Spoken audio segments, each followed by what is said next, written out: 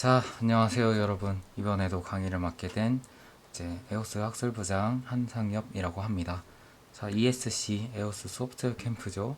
이 사전교육 1일차의 내용은 오늘은 이제 기초부터 브랜치를 이용하는 방법까지 한번 알려드리도록 하겠습니다.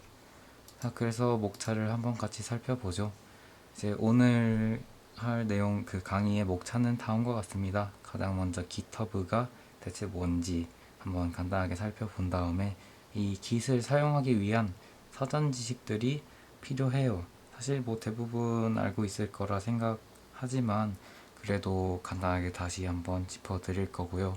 GitHub를 어떻게 사용하는 건지, 그 다음에 GitHub를 대충 사용을 법을 알게 되면은 브랜치를 또 어떻게 사용을 해야 하는지 한번 같이 써보면서 이 강의를 해드릴 거고요. 설명을 해드릴 거고, 마지막으로 이제 머지랑 리베이스의 차이점에 대해서 설명을 드리고, 마지막으로 ESC 어떻게 진행이 될지 다시 한번 설명을 해드리겠습니다. 자, 그러면 이제 맨 처음 GitHub가 대체 뭔지 한번 살펴보겠습니다.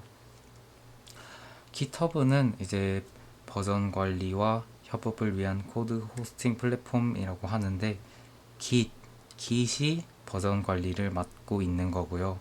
그럼 버전 관리를 우리가 GitHub라는 이제 거기다가 올리면서 코드를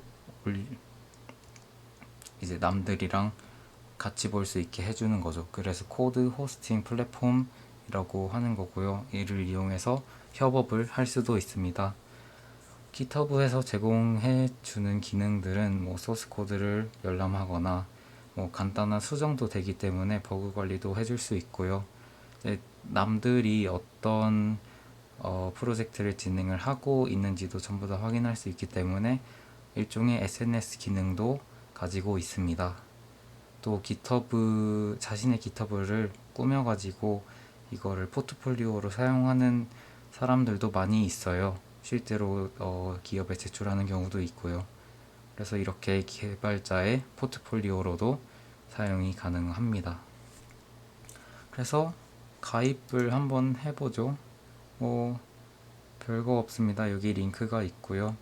들어가서 가입해 주시면 됩니다. 이거는 딱히 뭐 안 보여드릴게요.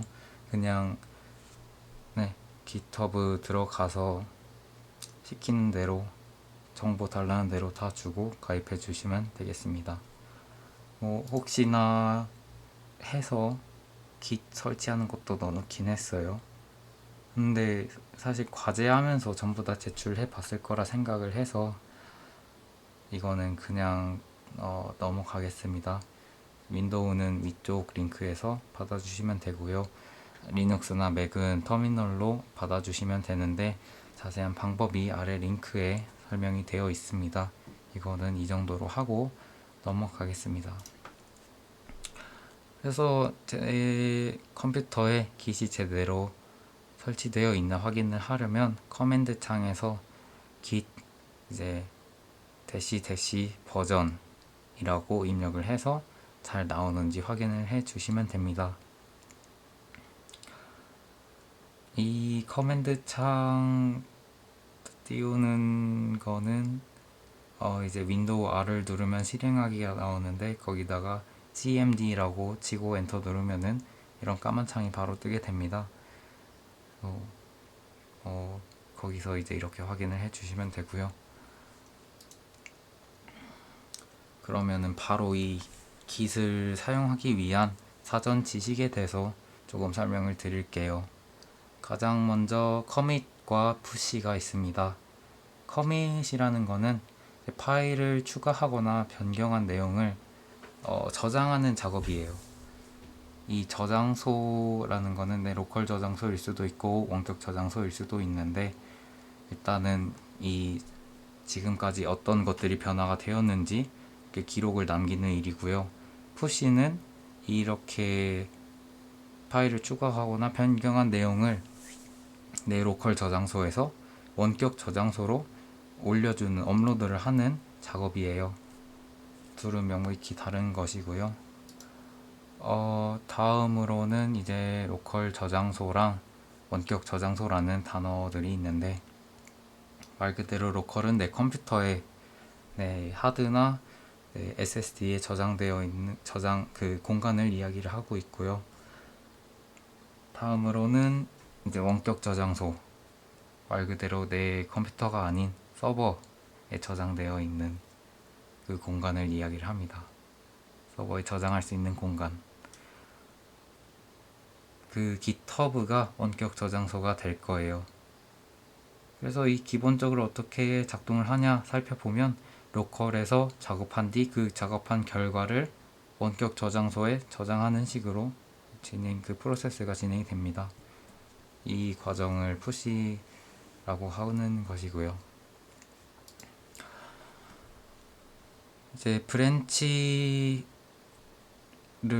이거는 많이 안 들어보셨을 것 같은데, 병렬로 이제 여러 버전을 관리하기 위한 기능이고요.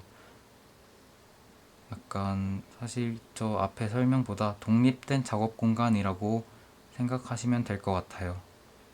이게 마스터 브랜치가 그냥 깃을 활성화하게 되면 기본적으로 생기거든요.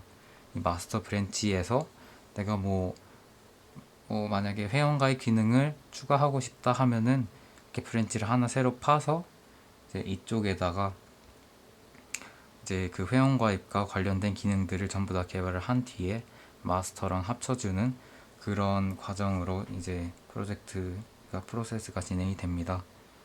그런 합치는 거나 브랜치를 빼는 거나 이제 전부 다 설명을 해 드릴 거고요.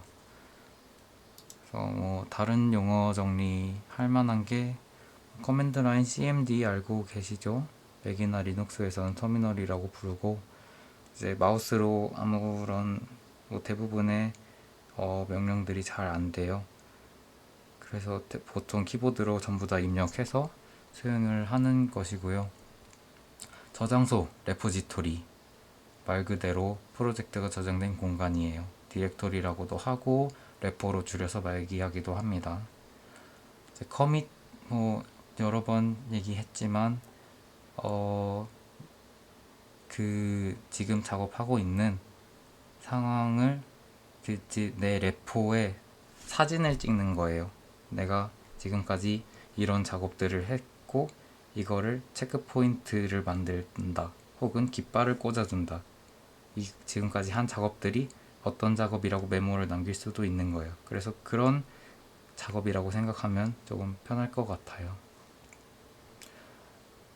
마지막으로 브랜치는 이제 자기가 진행하고 있는 프로젝트에서 나만의 버전으로 이제 사본을 만들어 작업하는 것라고 생각하면 편할 것 같아요. 이게 실제로 막 복사돼서 따로 존재하는 건 아니지만, 이제 원래 있는 마스터와는 이제 별개의 공간이기 때문에 이런 식으로 설명을 해 드렸습니다. 다음은 이제 GitHub 사용법인데요. 이런 과정들이 있습니다. 가장 먼저 GitHub에 저장소를 작성을 하고, 아니면 복제를 하거나, 그러니까 git init을 해주거나 git 클론을 해주는 거고요. 파일 작성하고 편집을 하겠죠. 그러면 변경이 생기겠고, 이 변경된 거를 git index에 추가, 그래서 git add를 해주는 거예요. 그래서 이런 것들이 변경되었다. 그리고 commit 하는 거는 이런 변경들을 이제 저장을 하겠다라는 거고요. 이 커밋을 하면서 메시지를 같이 저장을 간단하게 해줄 수가 있어요. 다음에 마지막으로 git push를 통해서 내 로컬 저장소의 결과를 원격 저장소에 넘기는 것이고요.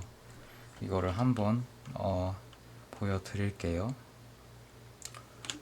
일단은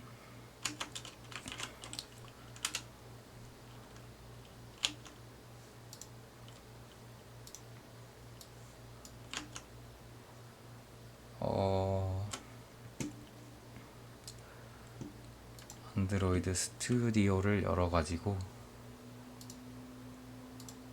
보여드릴게요. 새로운 프로젝트를 만들 것이고요.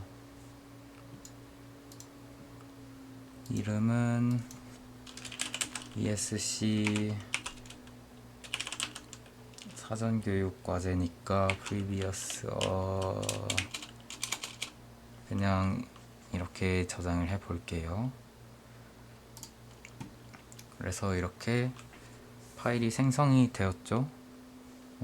그래들 빌드 되는 동안 한번 git 작업을 해 줄게요. 그래서 일단은 이 안드로이드가 저장되어 있는 디렉토리를 찾아 들어가야 돼요. 또 만약에 윈도우라면 이제 dir이라는 명령어를 통해서 이제 보통 기본 지금 맨 처음에 되어 있는 상태에서 확인을 하면 여기 안드로이드 스튜디오 프로젝트들이 있죠. 이제 cd라는 change 디렉토리 명령어를 통해서 이동을 해줍니다. 그리고 이제 또 한번 확인을 해줘요. 저 ESC previous 쪽에 있죠. 저기로 다시 한번 이동을 해줍시다. 그 전에 해줘야 될 게 그 git에 대한 초기 설정을 해줘야 돼요. 이 git config global user.name 하고 이름 적어주셔야 되고요. 저는 이미 해놔가지고 아마 그대로 될 거예요. 그래도 일단 한번 다시 해줄게요. 다음에 이름을 등록했으면 이메일도 등록을 해줘야 돼요. 그래서 git config global user 이메일 하고 자기 이메일을 적어주시면 됩니다. 이거는 그 git 계정 이메일로 해주시면 좋아요. 다음에 보아야 할 게 github에서요. 저는 로그인을 할게요.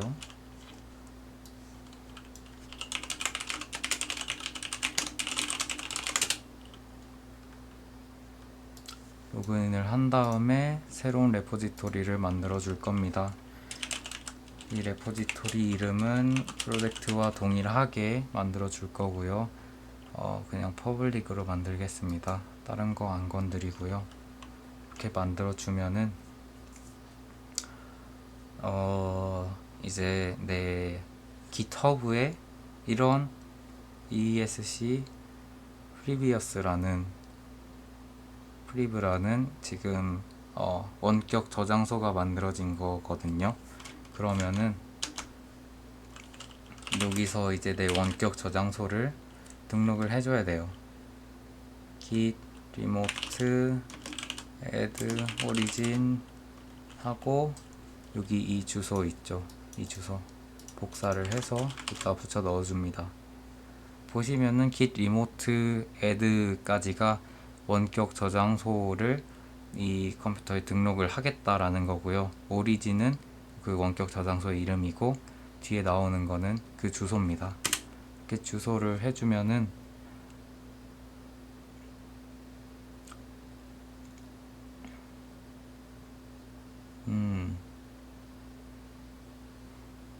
잠시만요.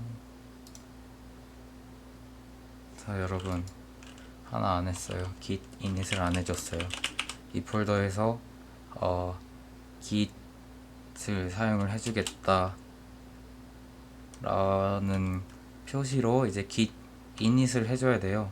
그렇게 해야지 나는 이 폴더에서 이 디렉토리에서 git을 사용을 하겠다라는 게 되고요.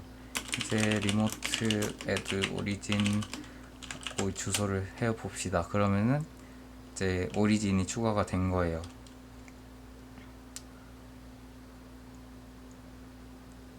그리고 이제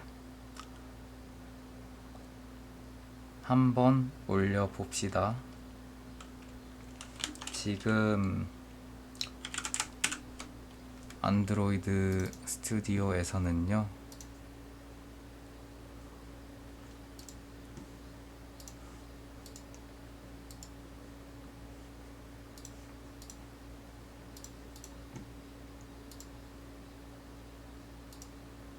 지금 잠시 문제가 생겼던 거를 해결을 하려고 하는데 자꾸 뭔가 문제가 생기네요. 잠시만 해결을 하고 오겠습니다. 여러분들에겐 몇 초 안 되는 시간일지 모르겠지만 저에겐 상당히 긴 시간이 흘렀고요. 일단 뭐 대충 해결한 것 같으니까 마저 진행을 할게요. 안드로이드가 업데이트가 굉장히 빠르다 보니까 예기치 못한 오류들이 자주 발생할 때가 있어요. 아무튼 간에 일단은 지금 이렇게 네, 프로젝트를 생성을 해놨고요. 이거를 이제 리모트 오리진의 주소까지 설정을 해놓은 상태고요. 한번 추가를 해 보도록 하겠습니다. 커밋 메시지는 그냥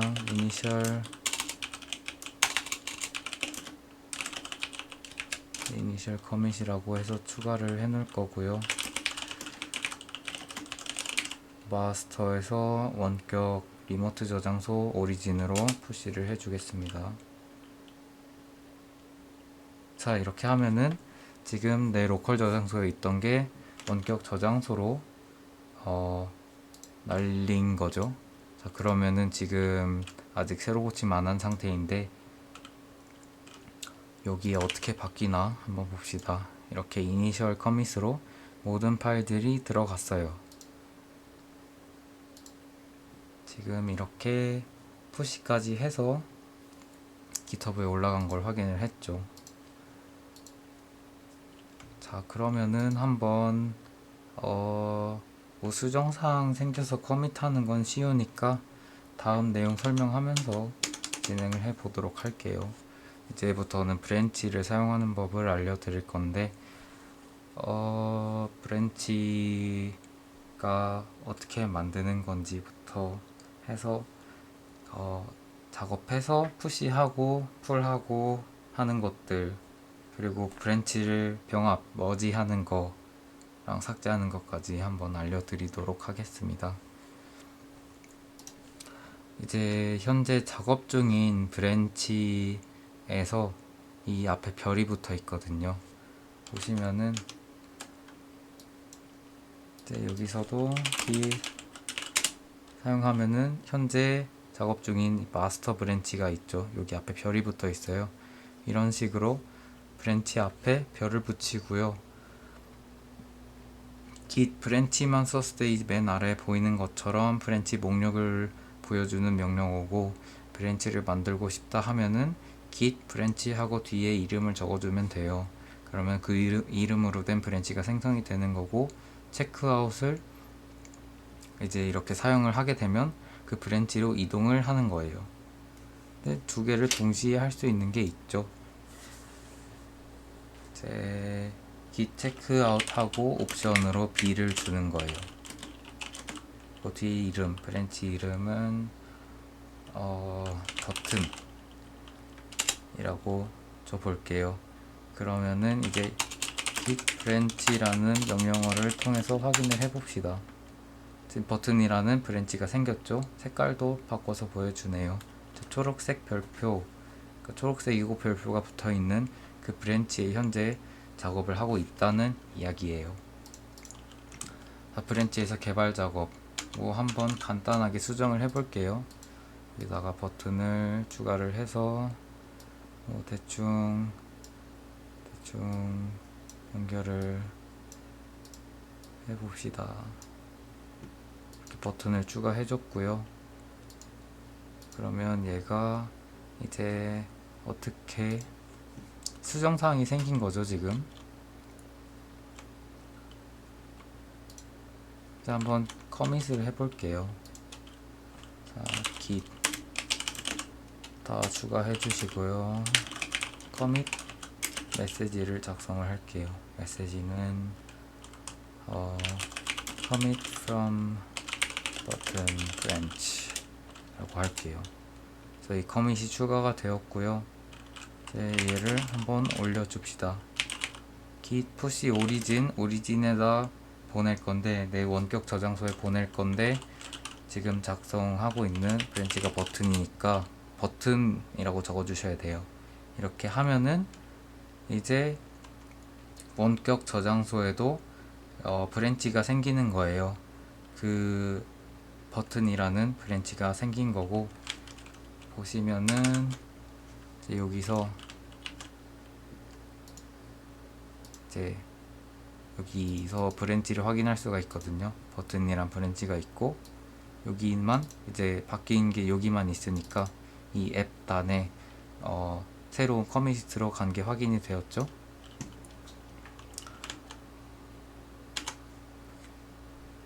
그래서 브랜치에 커밋을 해서 푸시까지 해봤고요. 다른 개발자가 우리가 지금 현재 작업한 브랜치 접근을 할 수가 있어요. 그냥 이 브랜치로 이동해서 풀 해주시면 됩니다.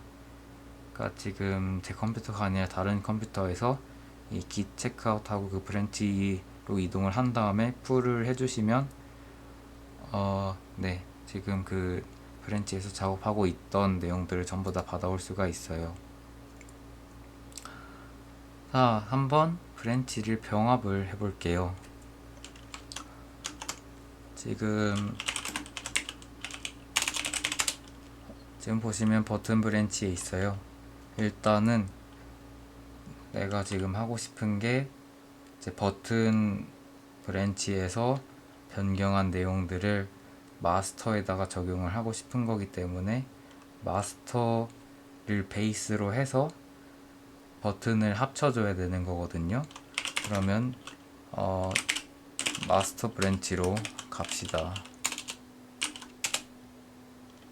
이렇게 하면은 지금 마스터 브랜치로 왔고요. 이렇게 해서 이제 버튼 브랜치를 머지 해준 겁니다.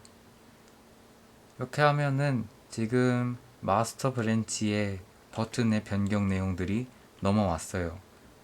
그러면은 현재 로컬에 저장된 마스터랑 원격에 저장된 마스터랑 차이가 있겠죠. 그래서 이 로컬에서 바뀐 점을 원격 저장소로 푸시를 해줄 거예요. 여기서는 오리진에다가 넘기는 거고요. 마스터 브랜치를 넘길 거니까 푸시 오리진 마스터를 해줍니다. 그러면 이 모든 변경된 그것들이 원격 저장소로 넘어가서 이렇게 git commit 해시 값을 남기면서 추가가 됐습니다. 한번 변경된 것들을 확인해 볼게요. 이렇게 이제 풀 다 된 거고요. 보면은 이제 마스터 브랜치에도 이 커밋이 들어온 게 확인이 되죠. 이런 식으로 브랜치를 이용을 해주시면 됩니다. 모든 그 한 브랜치에서 내가 원하는 기능을 전부 다 만들어준 다음에 이거를 머지를 통해서 합쳐주는 거예요. 다만 저는 지금 혼자 작업을 하고 있기 때문에 그런 풀 리퀘스트를 따로 안 날렸거든요. 이 풀 리퀘스트를 날리는 것에 대해서는 내일 강의에서 설명을 드릴게요. 이제 뭐 브랜치를 다 썼으니까 삭제를 한번 해볼 건데, 사실 보통은 작업이 끝난 브랜치를 남겨두는 게 일반적이라고 해요. 버그 수정을 할 수도 있고 그 기능에 대해서. 그래도 일단 삭제하는 방법은 다음과 같습니다. 저는 뭐 딱히 수정할 거 지금 없으니까 삭제하는 거를 보여드릴게요. 삭제하려면은 옵션으로 D를 주게 되고, 브랜치 이름이 버튼이었죠. 이렇게 하면은 여기 나오죠. Delete Branch Button. 이게 나오면서 현재 브랜치를 확인을 하게 되면 마스터밖에 존재하지 않게 됩니다. 이런 식으로 삭제까지 해줄 수가 있어요. 자, 그러면은 이 브랜치를 나누는 기준이 어떻게 되냐에 대해서 약간 많이 헷갈릴 거예요. 얘를 기능별로 나눠야 되냐, 개발자별로 나눠야 되냐. 이제 현업에 계신 선배님께 제가 자문을 구했을 때는 이거는 기능으로 나누는 게 맞다라고 하셨어요. 왜냐면 브랜치를, 그러니까 제일 좋은 거는 한 기능을 한 사람이 개발할 수 있게 그렇게 분업 계획을 잘 짜서 기능 세분화하는 게 중요하지만 이런 프로젝트를 진행할 때 생각해보면 한 사람이 한 가지 기능만 개발하는 게 아닐 수가 있어요. 그러니까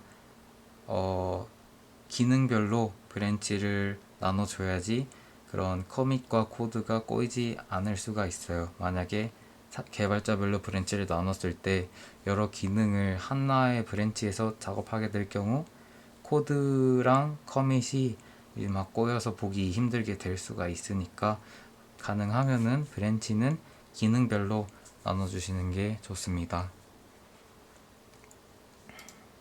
그래서 뭐 자주 사용하는 git 명령어, 나머지들은 썼으니까 딱히 설명을 안 드리고 많이 안 쓴 것들을 이제 여기서 설명을 드릴게요. git status라는 명령어가 있어요. 이거는 현재 어느 파일이 추가 변경되었는지 이제 그런 레포지토리 상태를 확인하는 명령어인데요. 사실 git의 로컬에 저장된 것과 원격으로 넘어가기 전에 그 중간에 스테이지라는 단계가 있어요. 이게 그 푸시되기 직전에 넘어가려고 하는 애들이 저장되어 있는 그런 공간인데 그 git add를 하게 되면 그 스테이지에 올라가게 되는 거고요. 이거를 푸시를 하게 되면 원격으로 넘어가는 거예요. 이 git 스테이터스는 스테이지 된 애들을 확인하는 거예요. 그래서 현재 어떤 파일들이 변경이 되었는지 그것들을 저 git 스테이터스 명령어를 사용을 해서 알 수가 있습니다. 다음으로는 git 클론인데 이 명령어는 과제하면서 많이 써보셨을 것 같아서 넘어갈게요. 다음에 git reset은 로컬 저장소의 커밋들을 취소할 때 사용이 됩니다. 자, 그래서 주의할 점에 대해서 설명을 한번 드릴게요. 일단 제일 중요한 거, 내가 현재 작업 중인 브랜치가 어떤 브랜치인지 계속 확인해 주세요.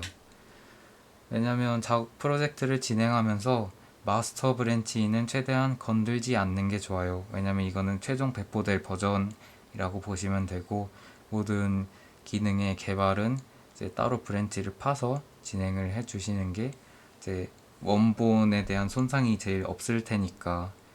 그래서 마스터는 최대한 순수한 상태로 놔둬줘야 하는 거거든요.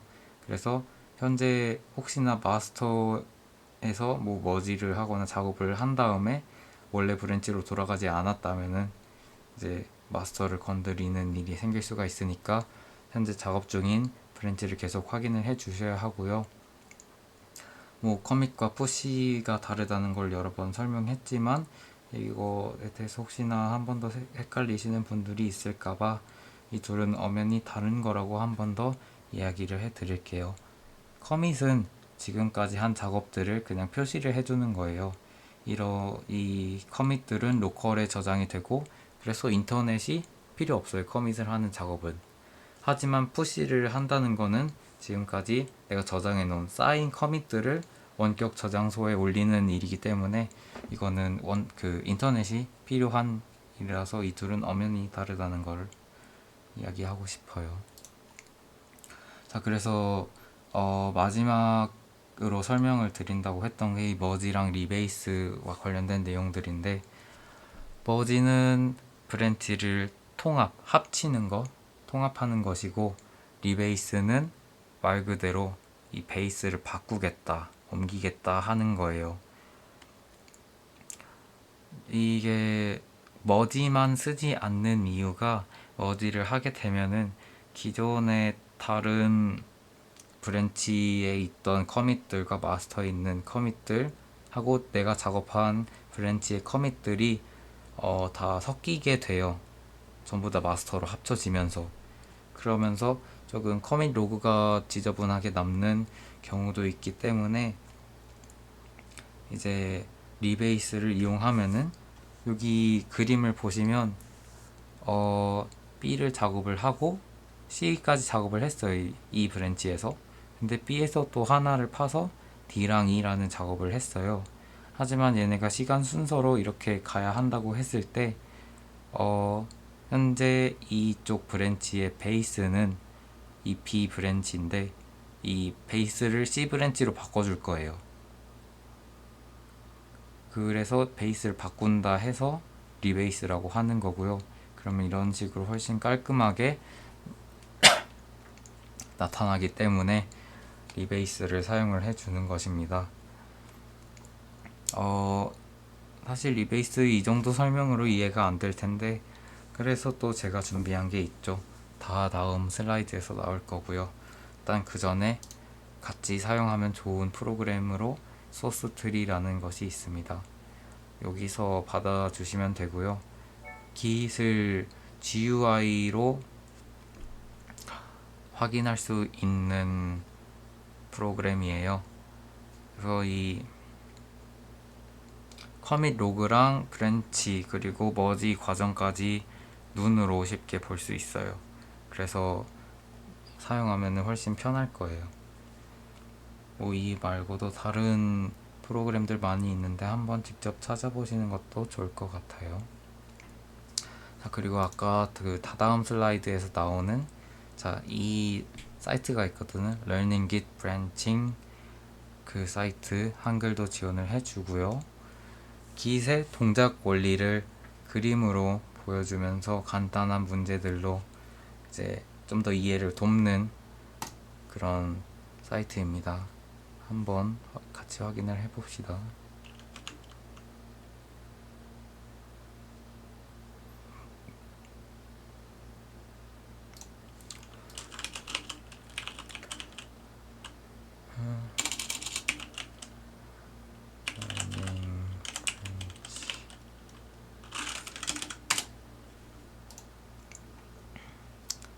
이런 식으로 나오고요. 이렇게 해서 문제들이 많이 있어요. 그래서 이런 문제 중에서 과제가 나갑니다. 7월 30일까지 해주시면 되고요. 오래 걸리진 않을 거예요.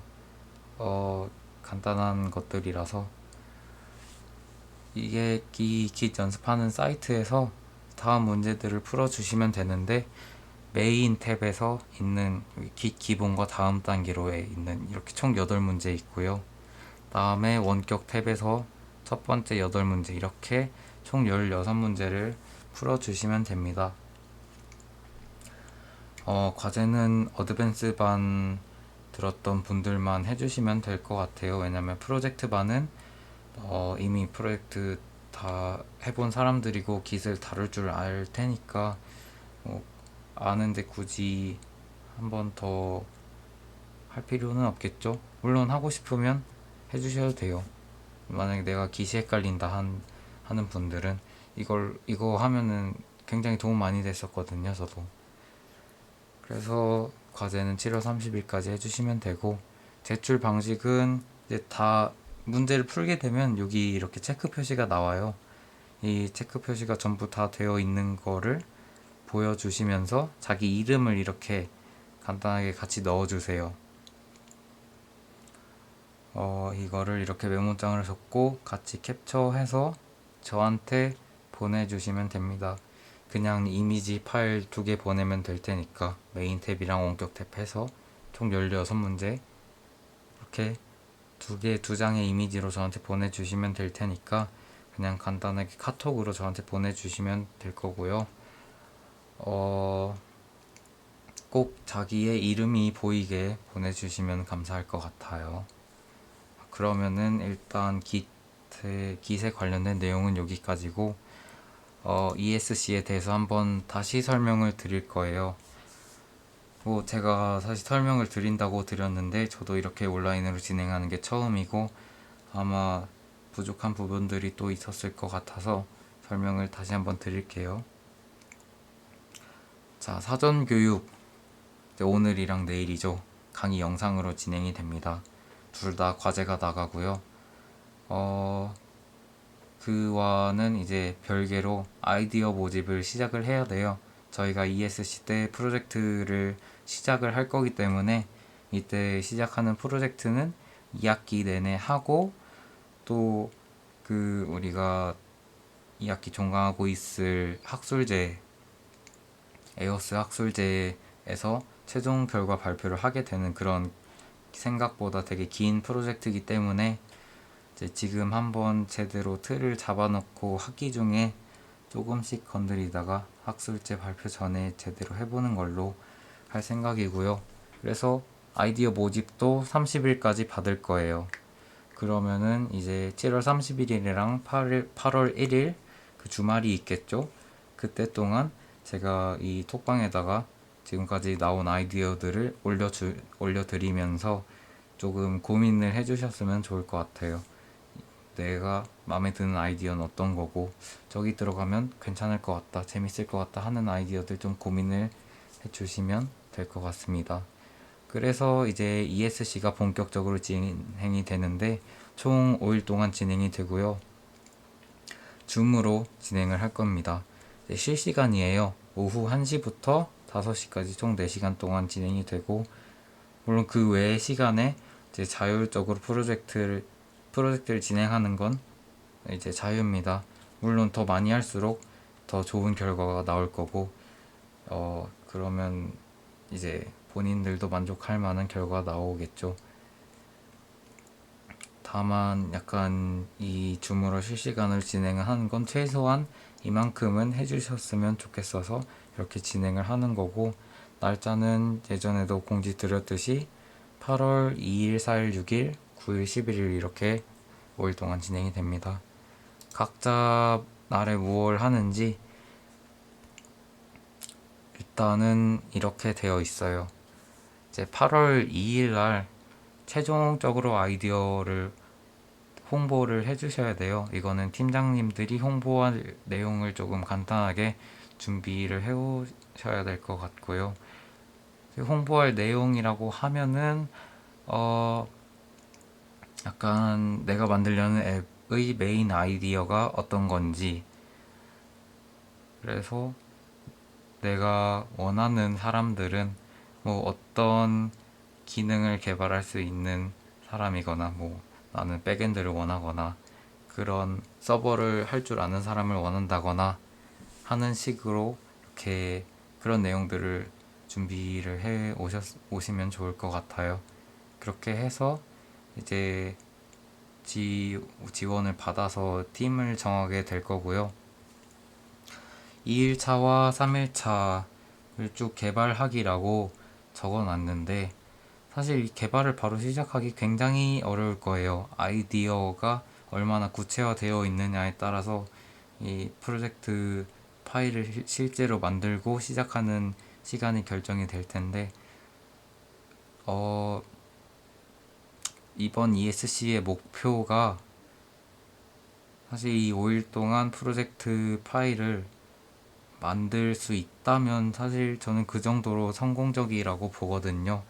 그래서 사실 개발하기라고는 적어놨지만 그 당장 막 코드를 짠다라고 생각하기보다는 아이디어를 발전시키고 구체화시키는 일, 그리고 또 누가 어떤 기능을 맡아서 개발할 건지 그런 분업할 계획을 짜는 일, 또 화면을 구상하고 디자인을 하는 일, 그런 일들을 이제 실제로 먼저 하게 될 거예요.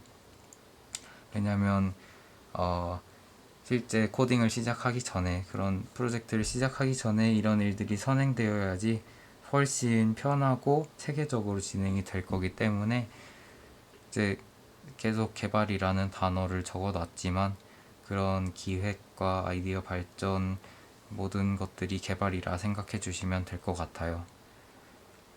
그래서 뭐 4일차까지 그런 것들을 준비를 해서 이제 앞으로 2학기 때 어떤 식으로 본인의 팀들이 진행을 할 건지 그런 진행 계획을 조금 같이 고민을 해서 발표를 준비를 해 주시면 좋을 것 같아요. 이제 8월 11일 날 마지막 날에 발표를 하게 될 텐데 이날은 오후 3시에 시작할 거예요. 그래서 이때 오후 3시에 발표를 하면서 이때는 베이직 반도 같이 올 거예요. 그냥 이제 베이직 반도 이제 선배들은 이런 아이디어를 내는구나 하면서 조금 자극받았으면 하는 것도 있고 해서 베이직도 이제 같이 이 발표를 보게 될 겁니다.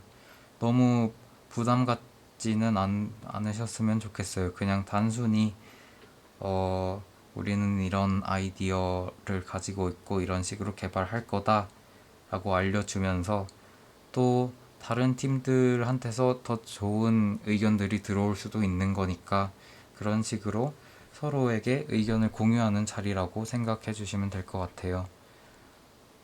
자, 그래서 ESC는 이렇게 진행이 될 거고요. 마지막으로 아이디어 모집이 어떻게 될 건지 설명을 드릴게요. 양식은 따로 없어요. 자유 양식으로 드릴 거고요. 다만 이제 필수로 들어가야 하는 내용들이 몇 가지가 있어요. 앱의 메인 아이디어.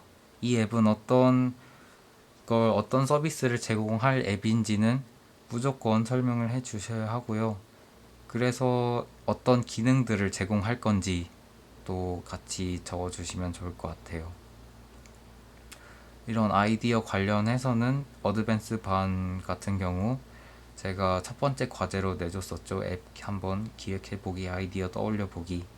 그냥 한번 그렇게 다양한 아이디어가 나왔으면 좋겠어서 한번 그런 과제를 내줬었던 거고요. 그런 메인 아이디어와 제공하는 기능들을 이야기하고 난 뒤에는 내가 진행하고자 하는 프로젝트의 난이도를 같이 설명을 해주시면 좋을 것 같아요. 얘가 연습용인지 아니면 이제 실사용을 할 정도가 되는 앱인지 아니면 서비스 출시를 목표로 하고 있는지 이거에 대한 조금 부가 설명을 드리자면 연습용은 그냥 말 그대로 내가 어떤 기능을 한번 실험해 보고 싶어서 이런 프로젝트를 시작을 한다 라고 이제 얘기를 해주시면 될 것 같아요. 저는 이제 실제로 작년에 개발을 하면서 그 룰렛 기능을 연습해 보고 싶어서 그냥 이제 연습용으로 그 아이디어를 냈던 거고요. 그런 식으로 기능을 한번 짜보고 싶다 하면은 연습용으로 하고, 그다음에 실제로 사용할 수 있게 만드는 그런 난이도인데 그냥 최소한 나는 제대로 쓸 수 있을 정도로 만들고 싶다 하는 그런 정도예요. 그러니까 뭐 디자인적인 부분들은 조금 덜 신경을 써도 되겠죠. 다음에 마지막으로 서비스 출시가 제일 난이도가 높긴 할 텐데 실제로 출시하라는 말 아니고요.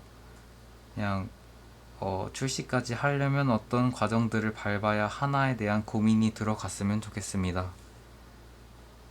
왜냐하면 실제로 그런 출시까지 하려면 생각보다 굉장히 많은 디테일들이 들어가기 때문에 그 과정을 밟아보는 것만으로도 굉장히 많은 경험이 될 것 같거든요. 그래서 만약에 이제 아이디어가 나왔는데 서비스 출시 난이도다라고 해도 사실 너무 부담 갖지는 않으셨으면 좋겠어요. 그냥 한번 해보는 거라서 또 이제 많이 하면 할수록 그건 다 경험이 되고 또 유용하게 쓰일 테니까.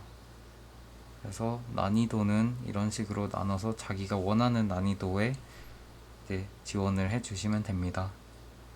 추가로 또 들어가면 좋을 내용들을 조금 적어놨는데 비슷한 앱과 주변에 있는 이미 존재하는 비슷한 앱과 내 앱의 차별점을 적어주는 것도 좋을 것 같아요. 만약에 서비스 출시가 됐을 때 내 앱이 경쟁력이 그래도 있어야 하니까 그런 고민들을 같이 해주셨으면 좋을 것 같고, 다음은 이제 내가 이 앱의 아이디어를 떠올릴 때 어떤 흐름으로 떠올렸는지 마인드맵이 같이 있으면은 이제 그거를 보면서 아이디어에 대한 발전과 구체화가 조금 더 쉽게 될 것 같아요. 이 마인드맵이 있으면. 그래서 이것도 한번 넣어봤고요.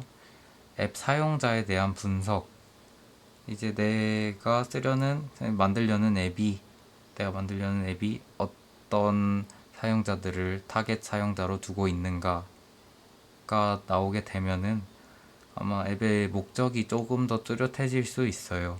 그래서 이런 것도 한번 고민해 보면 좋을 것 같아요.